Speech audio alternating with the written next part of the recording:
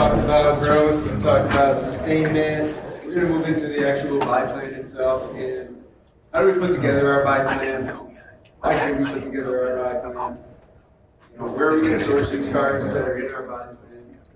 And what's the purpose we're doing? So let's talk about why. You know, first, every business and everyone in this room has a strategy as well. Right? Whether it's clearly defined or it's something a little bit looser, we all have a strategy, we all have goals. The other thing we need is alignment. If you got multiple people, you know, about Ruth talking about having all these different appraisers, and, sales managers, and all these people working in unison. The only reason that works is because they're all in alignment, they're all fishing in the same ponds, they're all looking for the same things, the same decision making. So how are we going to do it? You know, Brian's going to show us another place that we can look before we get there. And then we're going to take you guys on a quick journey through the BPC. We're going to talk about present party acquisitions. We're going to talk about service drive. We're going to talk about inbound leads direct from the website. What's the purpose of all this? Well, at the end of the day, we don't need to make better decisions when we are appraising drives, where we're sourcing our cars from, and why we're actually looking for those cars. So, Brian, you want to take it from here and start talking about CRM leads by model? Yeah, absolutely. So they spent a good amount of time going over sustainment, stocking plan, how the cars are performing both on a market perspective and in the dealership. But I want to talk quickly about a report that I think is underutilized in our platform. It's called CRM Leads by Model. So these are basically hand raisers. These are people that are going to your SRPs, your EDPs, and they're generating leads on those cars. They're looking at those cars so you can see the BDP views. So over a span of time, I think we're looking from 5/1 to 8/31. I can see that the Silverado at my store has generated 833 leads, over 23,000 BDP views. We've already seen the sustainment plan, so we probably know already that this is a great vehicle for our dealership. But we just want to reinforce that. But you can see there with the Silverado that I've sold 436 in that time frame. You can see the mix of new and used sold, and I still have 94 active leads. Yeah, so we're going to connect our sales, we're going to connect our website activity, we're going to connect the market, and we're going to put together a plan on exactly what it is that we're trying to source that's best for us, best for our market. So we've looked at those things. We're now inside of our buy plan. Who hasn't built out buy plan inside of BenQ right now? Does anybody want to share how the process they went through setting it up? We utilize Dan Riggs to help us set ours up.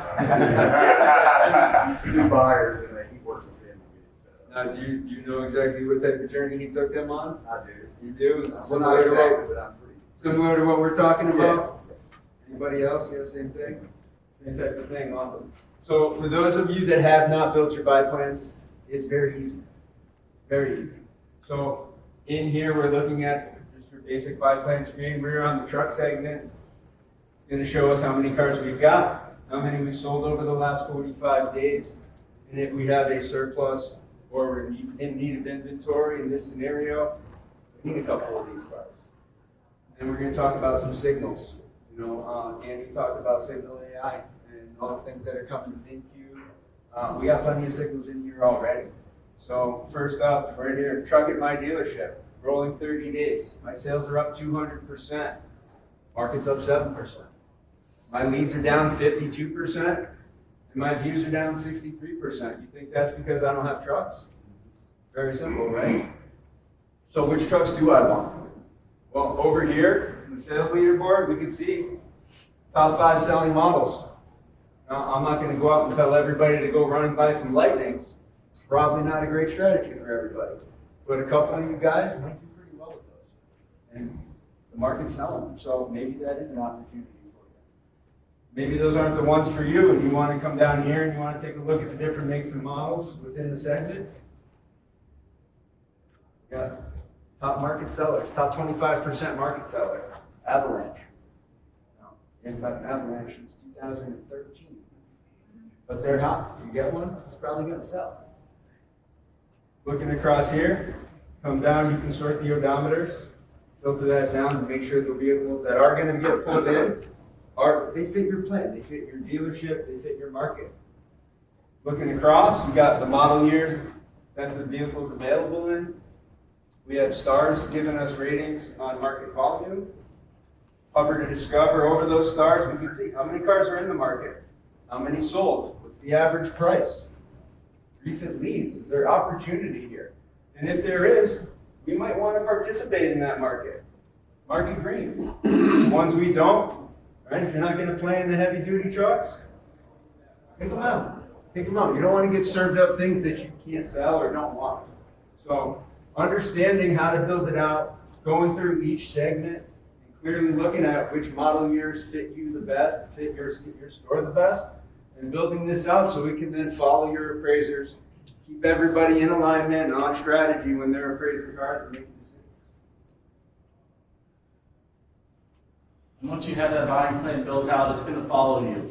So I'm sure everybody recognizes what I'm looking at. This is going to be in the top right-hand corner of every inventory record and every appraisal record that you look at.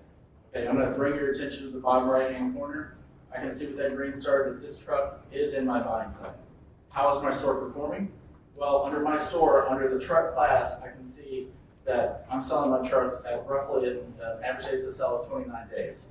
Over the last 45 days, I've sold 129. I have 91 in stock, so I have a huge need for those trucks. And if we can bring in your front and back end gross, I can see that I'm averaging $4,500 on the front, $2,300 on the back of my trucks as well. So already I'm seeing some strong buying signals. As we switch to the left a little bit, how is it performing in the market? Well, with 4 stars, I know that it's a high volume unit. That's volume in the market and average days to sell over the last 90 days. I can see my day supply and my average days to sell, both still some very strong buying signals. And as I go over to the left a little bit, I can see the customer perception for the PTM Plus. This is basically the overall value against the other cars in your competitive set. I've got green bars across, right? This truck is a smash buy all day long. And even if I do have some red bars saying that against the rest of the cars in the competitive set, maybe I'm a little bit negative. That doesn't mean that you shouldn't buy this truck. It's an indicator that, hey, maybe you should take a look at this truck when you're putting the money on it or when you reprice this truck. This is what it's looking like against the rest of the competitive set. Okay. Brian, Go ahead. if your buying plan is based off your history and your current stock, and it tells you to buy heavy duties, why would you not buy heavy duties? Why would you say if that's not your wheelhouse? Well, I didn't say it's not in our wheelhouse. I was just using it as an example of if you're not in that game, But if your you history don't and want to your, be in that game. if your buying plan says it, then it's based off of history and current stock, right? Your buy plan is, you set it, so you can set it off your history, or you can set it off of whatever Of you. your gut. Of your You market, Yeah. of your sales. Yeah, so that's why we talk about 2 kind of pathways, growth and sustainment. So that history, if you're selling heavy duties and you're selling them in a reasonable number of days where it makes sense to repeat that, then you would definitely want to put that in your buy plan. And if you wanted to get in that business and you weren't in it, that'd be another reason to possibly put it in there. So you look at market signals there, and if the cars are efficient in the market, then that might make sense. But why wouldn't the data build your buying plan? It's way smarter than we are. Well, good question. We need to build it. It's coming. Yeah. I mean, we were just introduced to the Buying Center Pro this afternoon. Yeah. I wish we had a little bit more to give you on that, and I'll talk to the development team, actually.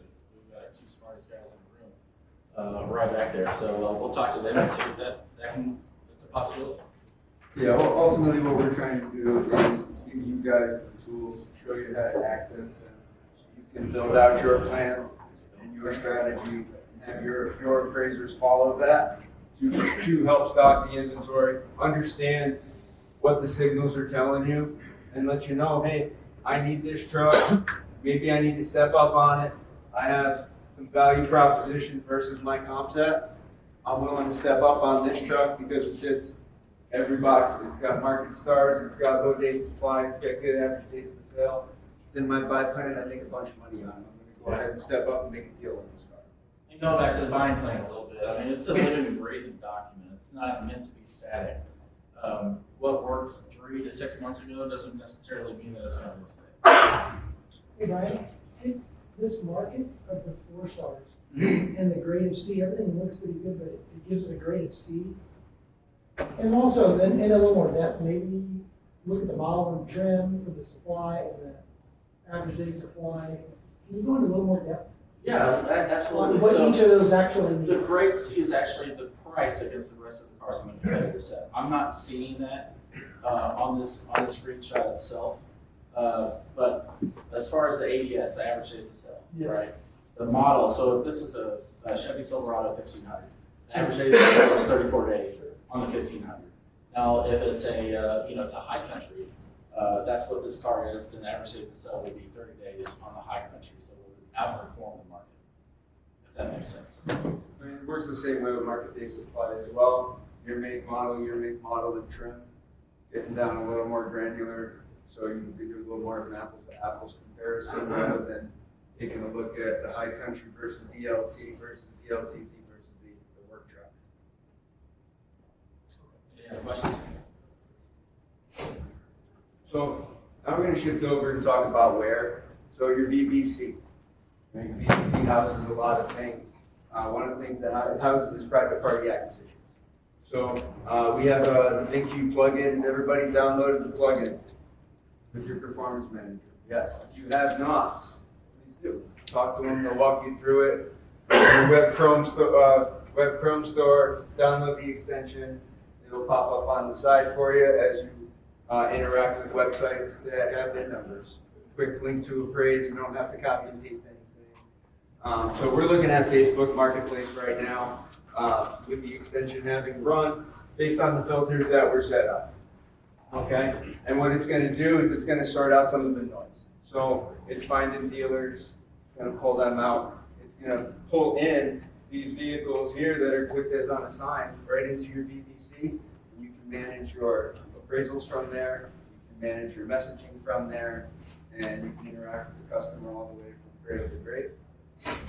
Brian's going to walk you through how that looks inside the VBC. Yeah, absolutely. We're going to start with Facebook Marketplace because, I mean, I'm going to spend the majority of my time where I'm going to get the best investment. And my time is my biggest investment, right? You get the best opportunities, you get the best return on engagement from Facebook Marketplace. I can set up my own filters, so if I'm creating a campaign or if I'm looking for specific cars, then I can filter those out. And like he said, the plugin is going to eliminate the noise, so it's going to recognize those dealers. It's also looking for keywords. So if that car has a salvage title and they listed that as a salvage title or a clean title, we're going to show it on the title or on the title. If it's been in an accident, if it's a one owner, we're also going to give you those signals as well.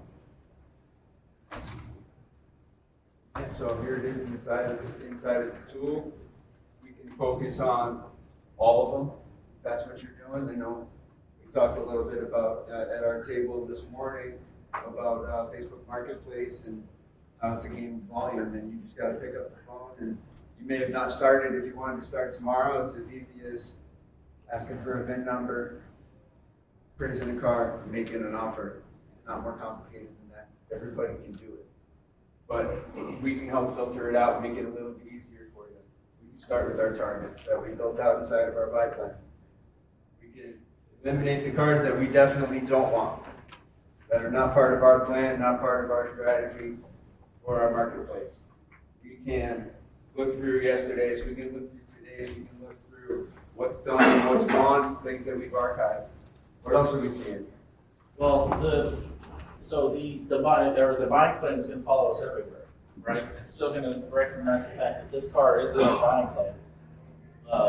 It's also going to, give us some buying signals. On that same tile, I can see that I've got 6 recent sold transactions of a 23, 22, or 24 hardtop. I've got at least one re-engage from my CRM. Yeah, right there, we're gonna manage our messages back and forth with the client. We're gonna quick link to our offer and our meeting and our appraisal right there. And we're gonna handle everything inside of VinQ and not have to continue to go back and forth.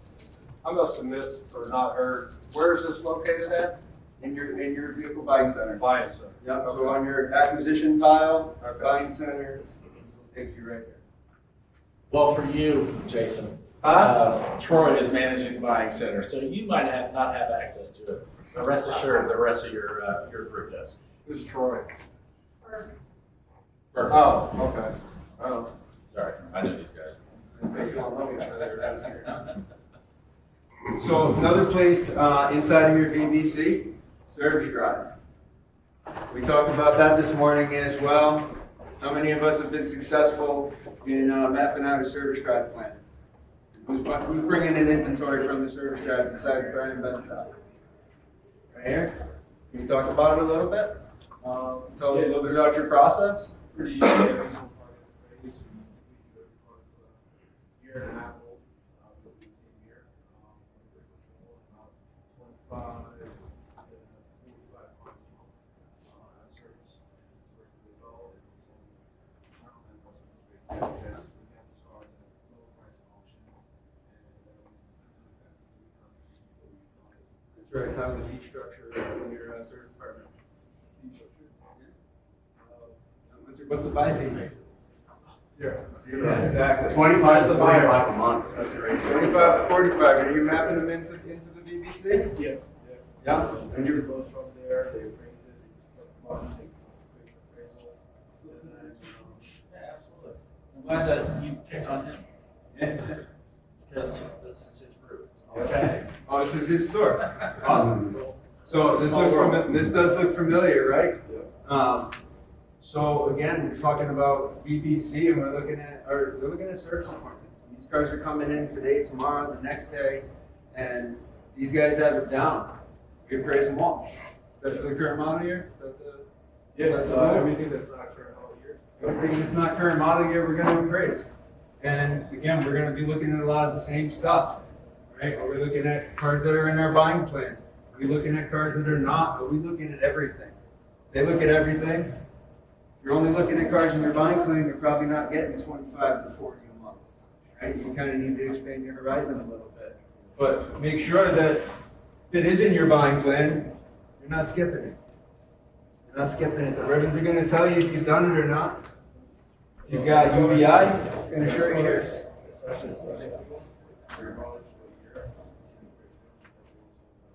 You appraise it, right? All right, how many goals do they score when they don't take any shots? Right? None. Take your shot, swing the bat, good things will happen. And as you can see, we separate them by the store as well. Soon to be a fourth, but yeah, we're going to bring in all the service appointments. Obviously, your walk-ins are not going to be there, but you'll see the year, the make, the model, the appointment time, the customer name, email address, and phone number if it's in the system. And listen, I'm assuming you don't have the new guy sitting at the door putting formats in, right? That's not part of the plan, right? Most of us that tried this in the past, that wasn't the plan. Get the new guy in there, get him to say hello, try to close him. But these people in the service drive are not hand raisers. Right? When we talk about trade cycle, we talk about hand raisers, these guys are not there yet. So when you go in and you're appraising a 2024 X3 that Amon Glasscorp bought 1 year ago, year and a half ago, he's not thinking about trading his car, he's coming in for his oil change. But you make him an offer, enlighten him to the value of his vehicle, show him what he could get into potentially, get the wheels turning. What's the best way to go about doing that? Besides appraising his car and making him an offer. Follow up. I mean, you can see here that on the very left column that I've sent out an ACE report on every one of these. I've appraised every one of these. I haven't saved an ACV on all of them, but maybe those cars are not in my wheelhouse, but I expect what you expect. So, you guys use ACE? Yeah, pretty much, for service, let's say close to 50%. Does that help your closing? Oh, definitely. Right, so when we talk about trust, we talk about transparency, we talk about value. This is what the customers are looking for in 2025 and going forward. It's dealing with that. We got dealer branded offers, customized for you. Besides you, 'cause I know you use it, does anybody else use ACE? Here, we got a few. Chris Oakley was speaking earlier, was very disappointed that people are using ACE. I have a lot of conversations around ACE with different dealers, and the one common theme is that it was taking too long. And that's why we're not doing it. It's 12 clicks, it needs to be 3 clicks. Well, you wish, we're gonna give it to you. We always do. So now you can set your ACE in the back end or inside of the actual tool. And you can build out what your default ACE is going to be. So you don't have to go in and turn this off and turn that off. It's all going to be done for you. So as soon as you open up your ACE with your customer info, you can most likely go all the way down to review and get to the point. Right? And especially for service acquisition, leaving these people with this, whether it's in their car or you text it to them or you email it to them, give them time, give them information, let them make an informed decision. That's your best path to do so. Right, I don't want to lose the fact of lose sight of, itemized reconditioning, ways to justify the price or the value that you gave your customer. If it has a cracked windshield, it needs tires, you can put those on there, you can itemize that reconditioning and help justify or devalue that trade on the customer's eyes. So, we said there were going to be 3. Last one, we saved hand raisers. These are the opportunities coming from your website. People that said, hey, I want to sell my car. How are we handling those people? Are we treating them with the same urgency we're treating the phone up? With the same urgency as we're treating an internet lead? Are we lowballing these people? Are we giving them value? We're giving them instant offers and asking for their business. You can see here, it's a dealer branded web page. We can customize this landing page however you'd like. We can iframe it into your website. We can do a lot of customization on the front end as well as the back end. So we can control what the client is seeing, both on a cost to market basis, a price to market basis, and you can test and test and test to calibrate or massage that number before you go live with it. So it's not some unknown number that you're shooting out to the customer like KPV ICO is. It's a great tool, but with our tool, you can customize that number and you can massage it over time to give them a better idea of what the car's worth. Everybody's a little bit different. I'm a single value guy. A lot of people like doing the ranges when they're making offers. You can do either. It's up to you. These are customizable. But ultimately, we're going to lead the customer down a path. We're going to show them what they can get for the car. We're going to show them what that looks like if they want to sell it themselves. Do they have 46 days to sell their car? Do they know they're going to have to drop their price by $1,000? Do they know that nobody really wants their car? Probably not. Yeah, you might be willing to buy it, but most people aren't, right? We're going to give them a trade-in option. We're going to show them their tax savings potentially and close that gap from the private party sale that they think is a great deal that they're going to get. We're also going to show them what we'll buy it for right now. And if you guys are cutting checks on the same day, that's powerful. A lot of people don't have 40-something days to wait to sell their car. They want money right now, and if they got equity, they're expecting a check. So let's give it to them. And once again, this is something that you can customize. And finally, like I said earlier, inspect what you expect. We try to track everything. You guys understand the relationship between the activities your people are doing and the results that you're getting. Do we know how many leads we're getting? Do we know how long it's taking us to get back to those people? How many appraisals are your buyers doing? What's their success rate? Not just in totality, but by channel. And do we know how they're going about building out their buy plans, how they're deciding what vehicles they are appraising?